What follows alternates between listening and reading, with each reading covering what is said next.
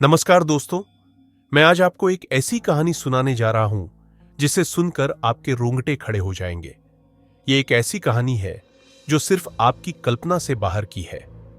आज हम बात करेंगे उस अंधेरे और डरावने राज की, जिसे जानने के बाद आप रात में अपने कमरे के अंधेरे को कभी नहीं देख पाएंगे। तो ध्यान से सुनिए, क्योंकि यह कहानी सिर्फ आपके लिए है। यह कहानी है एक छोटे से शहर की, जहां एक प्यारी सी लड़की रिगन अपने माता पिता के साथ रहती थी। रिगन एक खूबसूरत और मासूम लड़की, जिसकी आंखों में हमेशा एक हंसी रहती थी। लेकिन एक रात जब रिगन ने अपनी मां से कहा कि मां, मुझे लगता है घर में कोई है, तो किसी ने उस बात को गंभीरता से नहीं लिया। उन्हें लगा कि यह केवल बच्चों का डर था। लेकिन अगले कुछ दिनों में जो कुछ भी हुआ, वह किसी को भी सहन नहीं हो सका। रिगन की रातें अब बेतहाशा बदल चुकी थीं। उसकी नींद में कोई विचित्र हलचलें होने लगीं और वह अपनी आंखों से कभी कभार खून की बूंदें बहाती हुई देखी गई। उसकी मां क्रिस ने पहली बार रिगन के व्यवहार में बदलाव महसूस किया, लेकिन जब उसने उसे बताया कि वह केवल थकी हुई है, तो क्रिस ने इसे नजरअंदाज किया। लेकिन एक रात ऐसा कुछ हुआ जिसे देखकर उसके माता पिता का दिल बैठ गया। रात का वक्त था और क्रिस ने रिगन की चीख सुनी। वह दौड़ी दौड़ी रिगन के कमरे में पहुंची। कमरे में घुसी तो वह ठिठक गई। रिगन अपने बिस्तर से उठ चुकी थी, लेकिन वह बिल्कुल पागल सी हो गई थी। उसकी आंखें पूरी तरह से सफेद हो चुकी थीं, जैसे वह किसी और की हो। और फिर रिगन ने एक डरावनी हंसी में कहा, मां, वह फिर से आ गया है। यह घटना यही नहीं रुकने वाली थी। रिगन की हालत और बिगड़ने लगी।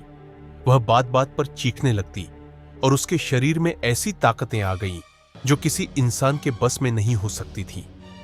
एक रात रिगन के कमरे में एक अजीब सी गंध आई, जैसे कि कोई जलती हुई चीज हो।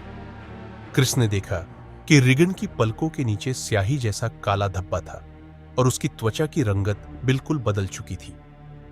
क्रिस को समझ में नहीं आया कि आखिर रिगन के साथ क्या हो रहा था। वह उसे डॉक्टर के पास ले गई, लेकिन डॉक्टर भी इसे समझ नहीं पाए।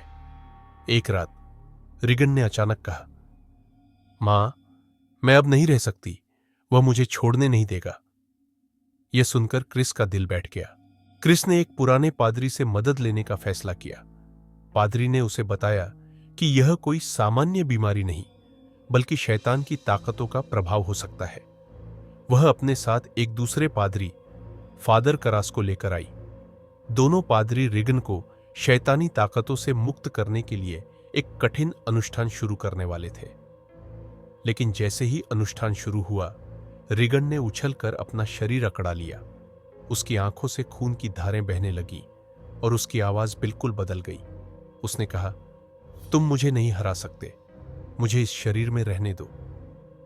उसके बाद उसने फादर करास के चेहरे पर एक घिनौनी हंसी फेंकी, जो हर किसी के रूह को झिझोड़ देने के लिए काफी थी।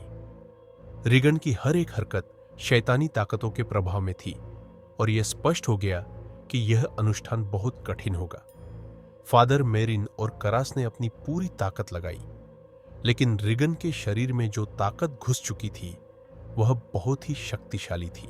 जैसे जैसे समय बीतता गया, रिगन की हालत और भी खराब होती चली गई।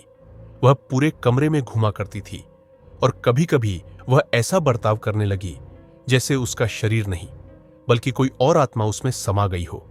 उसके शरीर में इतनी ताकत आ गई थी कि पादरी की प्रार्थनाओं का कोई असर नहीं हो रहा था।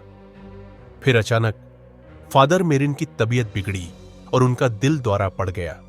वह गिरकर बेहोश हो गए। रिगन का शैतानी असर और भी बढ़ चुका था। अब फादर करास अकेले थे।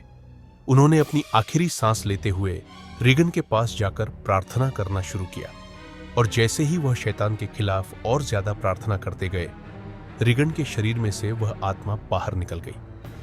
रिगन अब बिल्कुल ठीक थी, लेकिन उसके चेहरे पर जो डर था, वह कभी नहीं जाएगा। वह जानती थी कि उस रात जो कुछ भी हुआ, वह सच था, और आज भी वह कभी कभी अंधेरे में सुनती है उस शैतानी हंसी को, जो अब भी किसी और शरीर में समा गई हो। दोस्तों, यह थी आज की कहानी जो मैंने आपको सुनाई। मैं आपको यही कहना चाहता हूं कि दुनिया में कुछ ऐसी ताकतें होती हैं जो समझ से बाहर होती हैं। अगर आप इस कहानी से जुड़ी कोई और डरावनी घटनाएं सुनना चाहते हैं तो मेरे चैनल को सब्सक्राइब करें।